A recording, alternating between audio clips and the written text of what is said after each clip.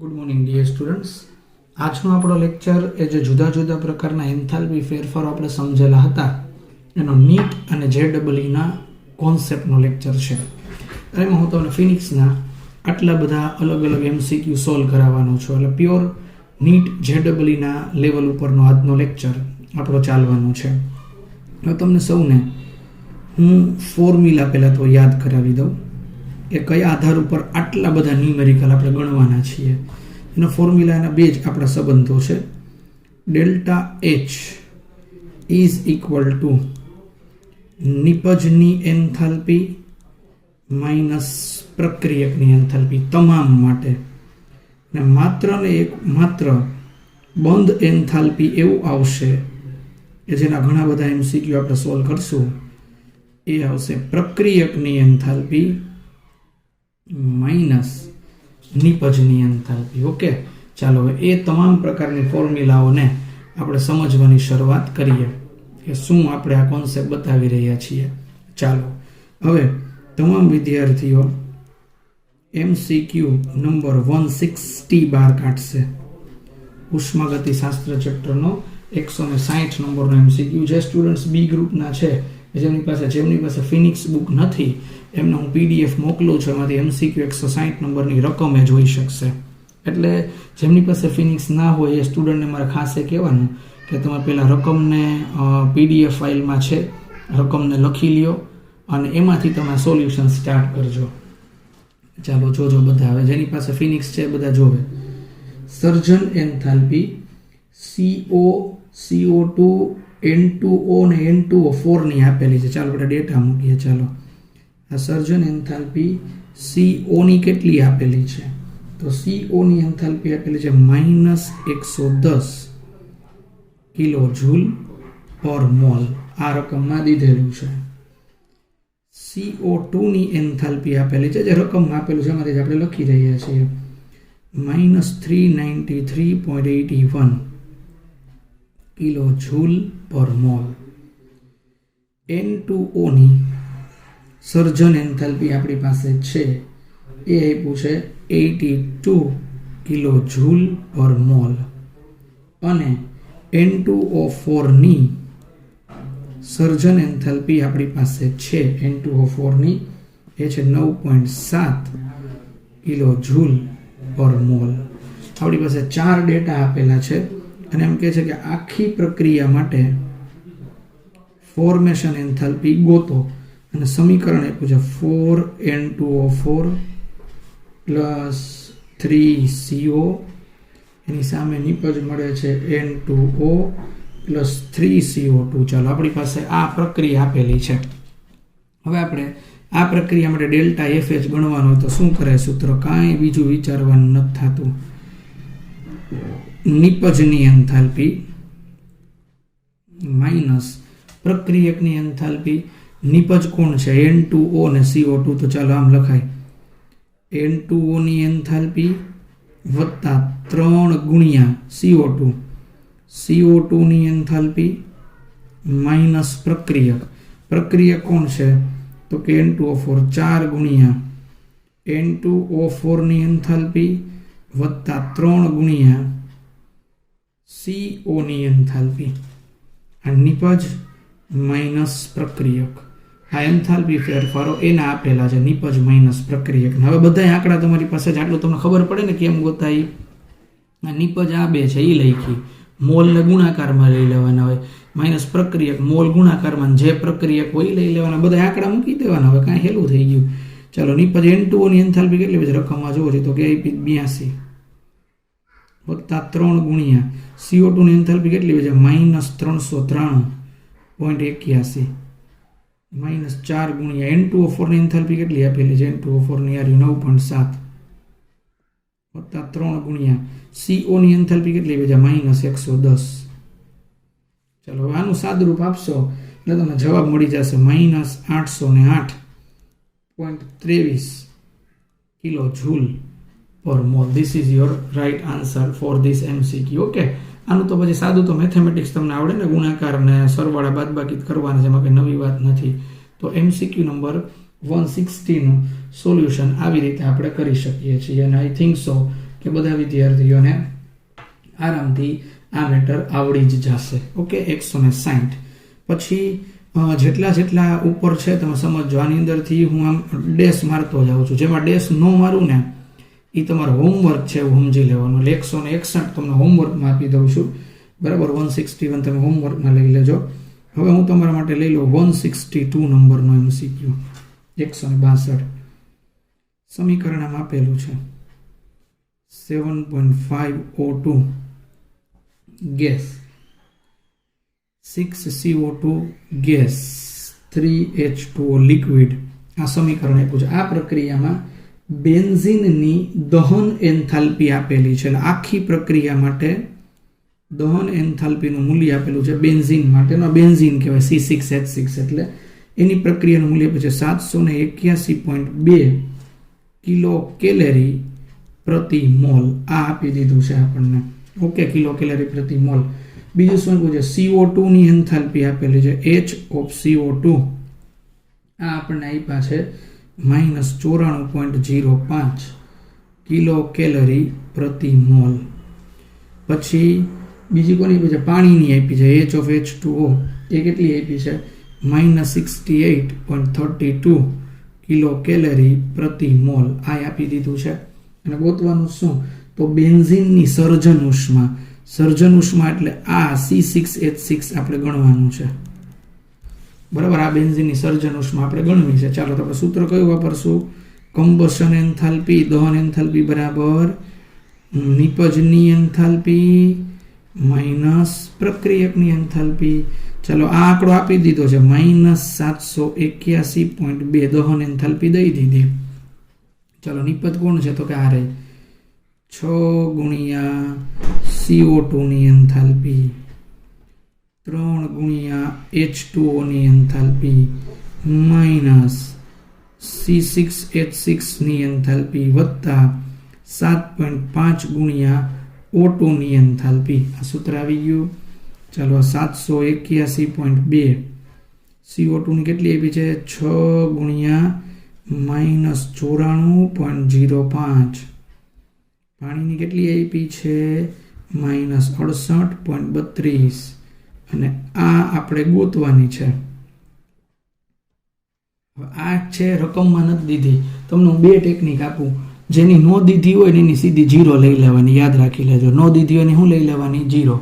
અને 0 શું કામ થાય? તમને યાદ આવે છે પ્રમાણિત સર્જન એન્થાલ્પી વાળી વ્યાખ્યા, કે પ્રમાણિત સ્થિતિમાં કોઈ પણ એક મોલ સંયોજન બને ત્યારે મેં તમને કીધું હતું કે ધાતુ હોય, કેલ્શિયમ, સોડિયમ, પોટેશિયમ, મેગ્નેશિયમ, એની એન્થાલ્પી 0 હોય.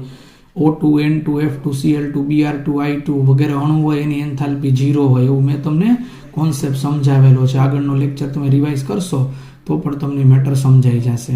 એટલે એ તમારા માટે O2 માં 0 આવવાનું છે. હવે આનો તમે કરતા બનાવશો, આનું સાદુરૂપ આપશો. હવે આની અંદર મારે કંઈ જાજો સમય બગાડવાનો રહેતો નથી. આનું તમે સોલ્યુશન કરશો એટલે 11.94 આપણી પાસે કિલો કેલરી પ્રતિ મોલમાં જવાબ આવશે. આ લોકોએ આ બધા પણ ડેલ્ટા આપ્યા છે, તો આપણે ડેલ્ટા લેવાનું. શું ફેર પડે? આ ડેલ્ટા H, આ ડેલ્ટા, આ ડેલ્ટા, આ ડેલ્ટા. ડેલ્ટા છે તો ડેલ્ટા લઈ લેવાનું. Okay, delta H. આ તમારા માટે જવાબ આવી જશે 11.94 કિલો કેલરી પ્રતિ મોલ. MCQ નંબર 94 ને 162 ને આપણે બતાવીએ તો 11.94 એની અંદર આન્સર આવે છે. ઓકે, તો આ મેં તમને કરાવી દીધો 162 નંબરનો MCQ. રેડી?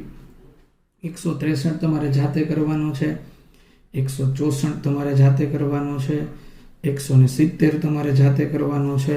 હવે હું તમને 175 નંબરનો MCQ કરાવું છું. ઓકે, ચાલો હવે આપણે આગળ વધીએ. MCQ 175 સોલ્વ કરવામાં 175 નંબરના MCQમાં આપણે આગળ વધીએ. ચાલો એ જોઈએ. MCQ number 175. છતાં હું તમને હોમવર્કનું લિસ્ટ આપી દઈશ એટલે તમને એ પિક્ચર ક્લિયર રહે. 175 હું કરાવું છું. ઓકે, ચાલો 175માં આપણે આગળ વધીએ. હવે આમાં એક સમીકરણ આવું આપેલું છે Fe2O3. બહુ જબરજસ્ત રીતે હું તમને MCQ કરાવું છું. આ જોજો 2Fe, આમાં રકમ લખું છું. 3CO2 આના માટે ડેલ્ટા એચ આપેલો છે -26.8 કિલો જૂલ.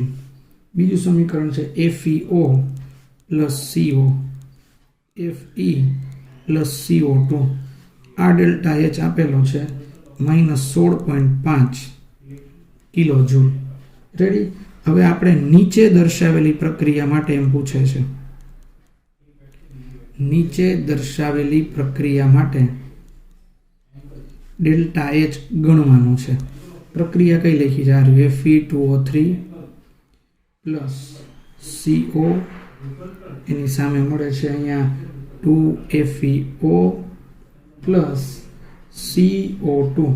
આપણને આવી પ્રક્રિયા માટે ડેલ્ટા એચ ની કિંમત પૂછે છે. ચાલો તો શું કરશું, આપણે વિચારવાનું શરૂ કરીએ.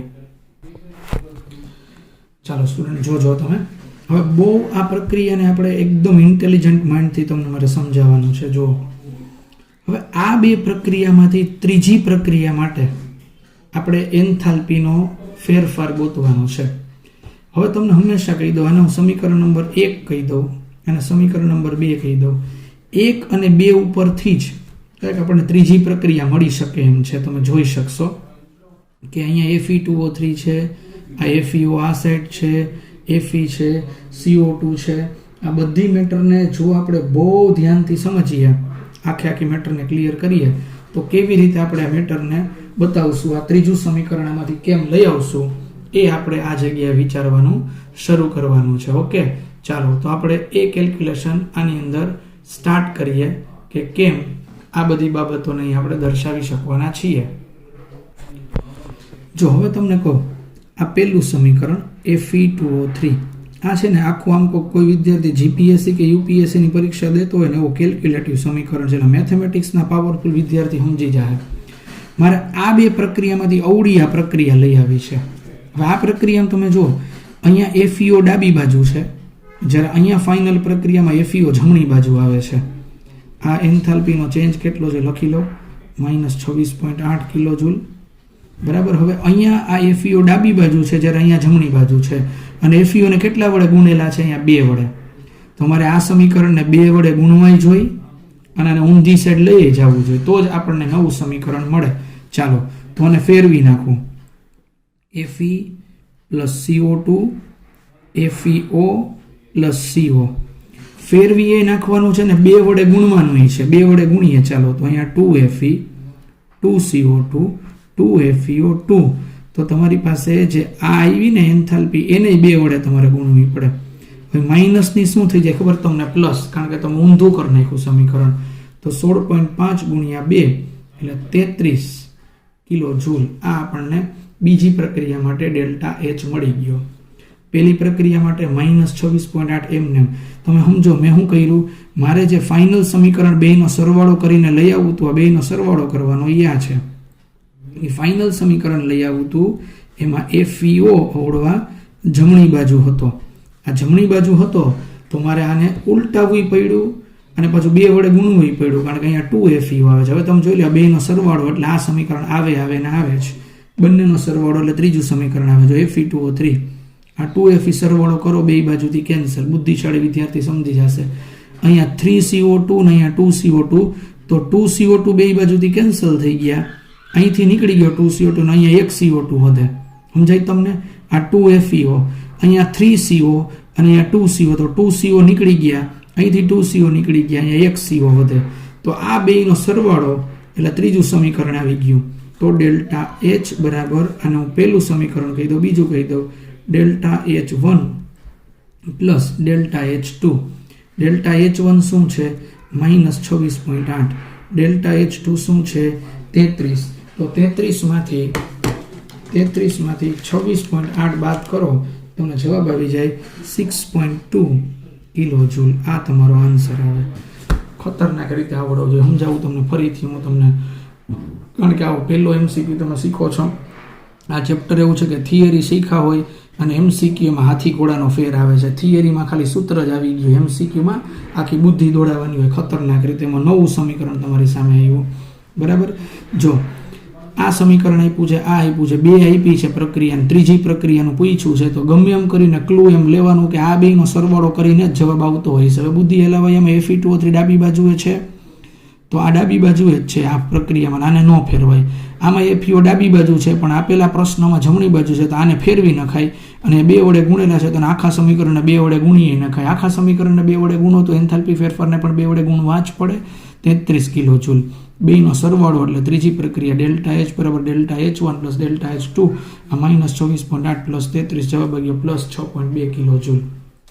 આ 175 નંબરના MCQનું સોલ્યુશન આ જગ્યાએ આપણે કરી શકીએ છીએ. સમજાણું તમને લોકોને? આવી રીતે આ MCQ પણ તમારે કરવાનો થાય. ટૂંકમાં આજના દિવસમાં તમારા હોમવર્કમાં કયા કયા MCQ કરવાના છે એ તમને હું કહી દઉં. 161, 163, 164, 170. ઓકે, આ હોમવર્કમાં આવી ગયા છે. છતાંય તમને હજી આગળના બીજા હોમવર્કમાં કયા કયા કરવા છે એનું લિસ્ટ પણ આપી દઉં. 180, પછી 182, પછી 100 હવે યસ આ 182 આવી ગયું. હવે 182 તમને મેં મૂકી દીધું. હવે આગળની એક મેથડના હોમવર્કમાં કરવાના છે જે બાકી રહી ગયા છે. આગળની મેથડનું હોમવર્કનું લિસ્ટ તમને મૂકી દઉં. 165, 166, 168, 169, 172, 173, 176, 177, 178, 179, 183, 184 ને 185. આટલું તમારા માટે આજના દિવસનું હોમવર્ક છે. બધા MCQ તમારે સોલ્વ કરવાના છે, એ ફરજિયાત છે, બરાબર? બાકી કોઈ સંજોગોમાં ભેગું થવાનું નથી. ઓકે, તો આજના લેક્ચર માટે આટલી ઇન્ફોર્મેશન આપણે સારી રીતે ભણ્યા. જરૂર પડે તો દાખલો 2 વાર 3 વાર 4 વાર રિપીટ કરીને જોઈ લેજો, બરાબર? પણ કોઈ પણ પ્રકારનો ડાઉટ ન રહેવો જોઈએ. Okay, so thank you dear students for today's important lecture for numerical section of Phoenix book.